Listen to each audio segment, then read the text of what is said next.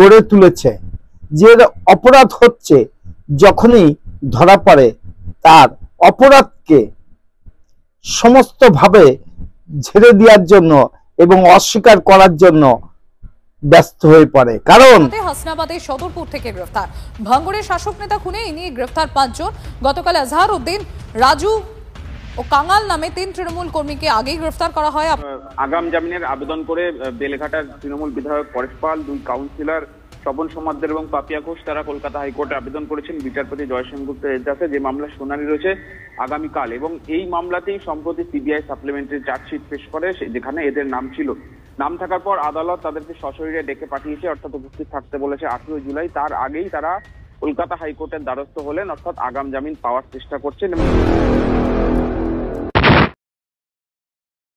নমস্কার, আমি কৃষ্ণপদ অধিকারী। আমার ছোট্ট একটা ইউটিউব চ্যানেল আছে, চ্যানেলের নাম don't care, Facebook page Krishnapada Adhikari নাম। যদি আপনারা প্রশ্ন করেন আমাকে যে দাদা আপনারা কি বিষয়ে এখন কথা বলবেন, কি আপনি কি বিষয়ে কথা বলবেন, অবশ্যই আপনাদের জানাবো। তার আগে অনুরোধ করবো চ্যানেলটা সাবস্ক্রাইব করবেন, পেজটা ফলো করবেন। সকল সনাতন ধর্মের মানুষ হয়েও আমি একজন সনাতনী কার্যকলাপ করতে পারি না, জানি না এটা আমাদের পশ্চিমবাংলার নীতি কারণ কিনা সেটাও জানি না। কিন্তু বর্তমানে যেটা নিয়ে আলোচনা করতে এসছি, আমার সোশ্যাল মিডিয়ায় একটা বড় পরিবার আমার আছে, একটা যুব সমাজ আমাকে যথেষ্ট আশীর্বাদ দিয়েছে 2 হাত ভরে।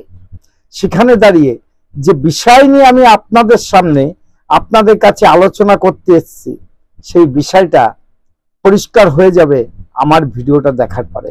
কারণ বিগত দিনে আমি এই বিষয় নিয়ে কোনো ভিডিও করতে চাচ্ছিলাম না, কারণ সন্তান আনানোর কষ্ট যারা বোঝে তারাই বোঝে, কিন্তু অন্যভাবে আমি এই আগুনে ঘি ঢালতে চাইনি। তার জন্য আমি কোনো বিষয় নিয়ে ভিডিও করতে চাচ্ছিলাম না, কিন্তু আজকে না করলে পারলাম না। কারণ যখনই একজন অপরাধী ধরা পড়ে, শাসক নেতাদের মদতে যেভাবে অপরাধ গড়ে তুলেছে, যে অপরাধ হচ্ছে যখনই ধরা পড়ে তার অপরাধকে সমস্তভাবে ঝেড়ে দেওয়ার জন্য এবং অস্বীকার করার জন্য ব্যস্ত হয়ে পড়ে। কারণ আমিও জানি যে ও আমার দলে নয়, আমি চিনি না ওকে, আমি জানি না, কিন্তু যখন ধরা যতক্ষণ না পড়ে, যতক্ষণ সিবিআই ইডি না যায় এবং পুলিশ প্রশাসন যতক্ষণ পর্যন্ত অ্যারেস্ট না করতে পারে,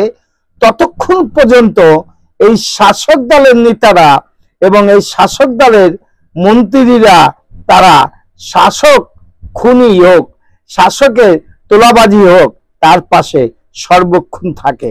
এবার যাকে নিয়ে কথা বলবো, ভাঙড়ের ঘটনা নিয়ে এবং এই শেখ শাহজাহানকে নিয়ে যে বার্তা মুখ্যমন্ত্রী দিয়েছিল এবং অভিষেক গঙ্গোপাধ্যায় যে ভাষা দিয়েছিল, যে আচরণ করা হয়েছিল, বলছে সেই বিষয় নিয়ে আপনাদের কাছে আসবো।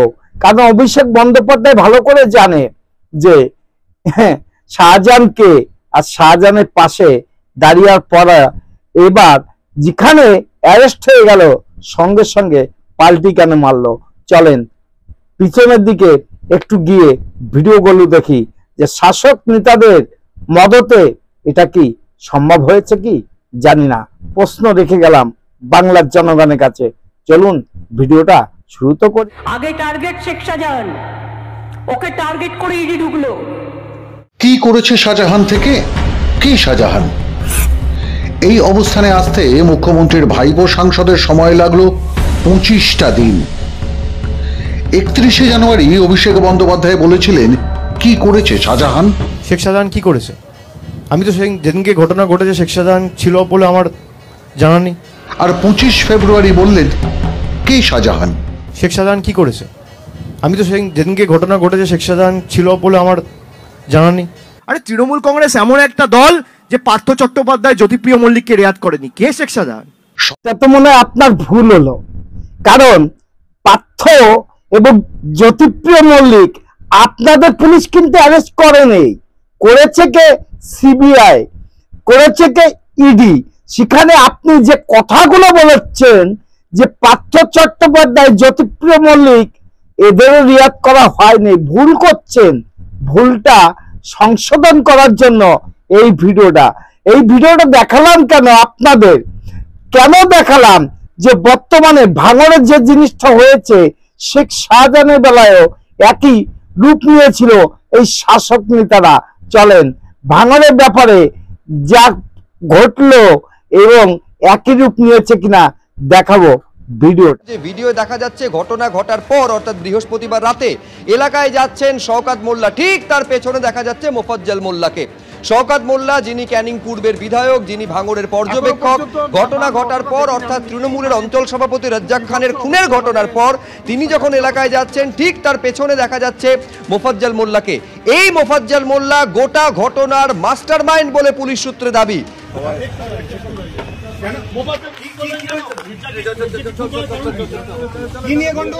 মিডিয়া ভাইদের এখন কিছু বলবো না, যা বলবো আমি বড়বাবুর সঙ্গে বলবো। গন্ডগোল কি নিয়ে ছিল? অশান্তি ছিল রাজ্যের সঙ্গে। এখন আমি মুখ খুলবো না। কেন মুখ খুলবেন না? কেন ফোন করলেন? কেন সব অপরাধী এই কথাটাই বলে। কারণ কি জানেন তো? এখন আমি মুখ খুলবো না, কিন্তু কেন মুখ খুলবে না প্রশ্ন তো বাংলার মানুষ করতে পারে। এখানে আমরাও জানি কেন মুখ খুলবে না, কারণ হাইকমান্ডের যদি কোনো অনুমতি না পায় উনি কিছু বলতে পারবে না। নেতাদের অনুমতি যদি না পায় যে আপনি কোন লাইনে কথা বলবেন, কোন ভাবে কথা বলবেন, শিখিয়ে দেওয়ার পরে হয়তো বা ইনি মুখ খুলবে, জানি না। এটা বাংলার মানুষ আর কতকাল কুম্ভকাণ্ডের মতন ঘুমিয়ে থাকবে আমরাও জানি না। কিন্তু বাংলার মানুষকে এখন জাগা উচিত যে বাংলাটা যেভাবে দিনের পরে দিন রসাতলে যাচ্ছে, জাগ্রত করুন আপনারা। তা না হলে ভয়ানক ভাবে বুঝতে পারছে বাংলার জনগণ আগামী দিনে আরো ভয়ানক হতে চলেছে এই বাংলা। ভিডিওটা যদি ভালো লাগে লাইক শেয়ার কমেন্ট করবেন। আমার চ্যানেল নাম don't care, Facebook page Krishnapada Adhikari. নমস্কার। কণ্ঠ আছে যতদিন, প্রতিবাদ ততদিন। Madam sorry